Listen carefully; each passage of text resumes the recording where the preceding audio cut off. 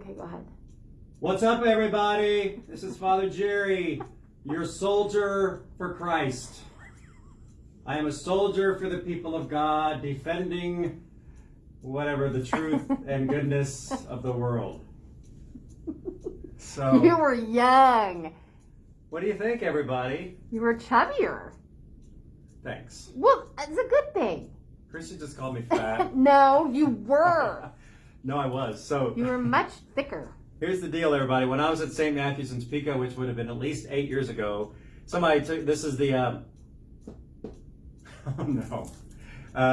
Close. It's called the special vestment that priests wear at times, the cope. Cope. Yeah, the cope. Like for benediction, we wear this, but this is one for Palm Sunday. I think, yeah, we wore it for Palm Sunday. So anyway, someone snapped my picture and they had blown up these two big size pictures, and they said, this is because you are our soldier for Christ here at the parish or whatever. So, yeah, I was kind of fat back then. I mean, it's not bad, but you're very fit now. That's what I'm saying. I'm so much more fit now. And that was hanging in my office as a surprise. Oh, yeah. Right across from my desk. Janine White, who's in our parish now, was at St. Matthew's, and the guy at St. Matthew's was retiring, and so he had some of these in his office, so she went and got them and surprised us. So Christy was gone over the weekend. I put this in on the wall so that as soon as Christy sat at her desk, you'd see this. Don't you think, there's that wall in the church with the Pope and the Bishop. I think you should go above. This should go at the very top. How about over them? Yeah. Right? That's not good. I'm in there too, but You like are. with Father Mick and the other priests, we're in the little cove. Yeah. We're not worthy to be out with The big dudes. the big dudes, and that's a good thing. I will never be out there with the big dudes. So anyway, pressure. hope everybody's doing all right this week. It's not as crazy as the video we had last week, that Christy and I, but it's still sort of crazy. Somebody just emailed me now saying they can't come to a meeting because they have to be at home with their child who's positive, and there's just all kinds of people being tested positive and sick and whatever. So unfortunately, it continues. But today was actually the day where everybody could order their free COVID test, which I did that last night. So I can test myself, and then nobody's going to know what the results are because whatever. But anyway, try to be safe. Hopefully, we can get through this quickly. So yeah. I really don't know. See, I was just trying to say, I don't know if there's certain things I want to talk about or need to talk about. Are there certain You had things I need to talk about? you had a potluck just now with Oh, we just had a potluck with the Empty Nesters group. older but wisers. Older. Well, it's going to be Empty Nesters. Oh, it is. Yes, it always has been, and it sounds like it's going to continue. Okay. They're gonna define what the meaning of that group is and what their mission is a little more. But we have some good new leaders to help kind of take over their different committees, so that's good. We had a good pastoral council meeting last night. So one of the initiatives that there's two big initiatives the Universal Church has started, Pope Francis' leadership. One is a focus on the Eucharist, and the other has to do with, it's called, he had a Synod on Synodality. Synod, S-Y-N-O-D. A synod is a gathering of usually church leaders to discuss a certain topic. So he had one of those to talk about why we do those type of things.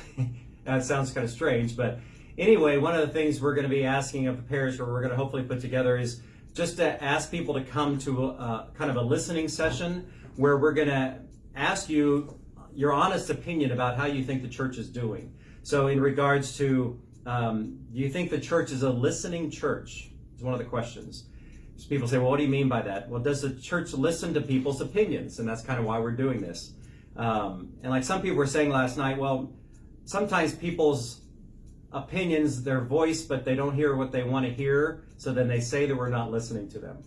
Because to a certain extent, people know what the Catholic Church stands for, right? And if people don't agree with it, a lot of times their reaction would be that we don't listen to that. But we listen to it, it's just we don't agree with it. And these days, it seems like a lot of times if people don't agree with you, then the other person is wrong, and or they're not listening. But that's not the case. But anyway, we want to hear from people about a lot of the church issues in regards to if we're reaching out more to non-Catholics or other non-church people or whatever it is. So there's a whole gamut of questions. So we spent an hour on that in our committee last night, and I'm going to take it to some other leadership groups, and hopefully we're going to offer some sessions to the whole parish or anybody, they don't have to be Catholic or not, to come and just give us their honest feedback about stuff. So we're working on that because we just found out about it a week ago, but we have to have it all done by April 1st. So another deadline to work on. Another deadline that we're working on right now is the call to share appeal, the Archbishop call to share. I don't think I've addressed that too much in this video. But every year for, decades, our Archdiocese has had a call to share. And what it does is it funds 40-some different special ministries in the church. I always speak from my experience because my first 12 years I was funded through this predominantly because I was with college students, like here at KU at St. Lawrence. I was at Emporia State at the Diddy Catholic Campus Center. So those ministries, obviously, the college students don't give a lot of money to pay for everything. So we rely on the Archbishop's call to share to help fund our ministries. But like in Olathe, we had the ministry for the deaf because the Kansas School of Deaf is there. So that was one of our ministries that's fully funded through this. Cuckoo. It's 2 o'clock. Can you tell? So there's just a lot of great organizations and activities. Oh, here's something that I remember somebody saying. So even though it's called the Archbishop's Call to Share,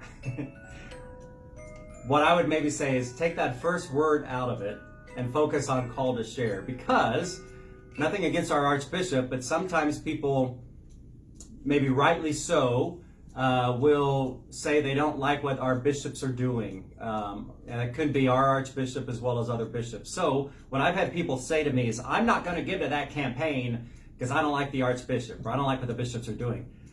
What I've always said is, who are you hurting?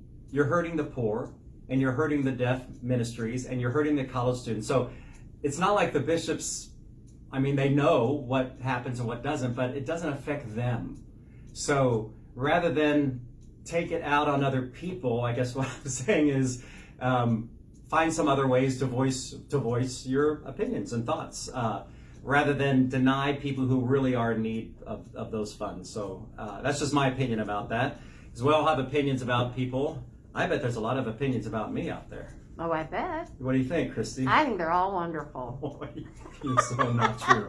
No, that's not the case. I love us. But hopefully, if you're mad at me about something here at the parish too or whatever, don't take it out on the parish.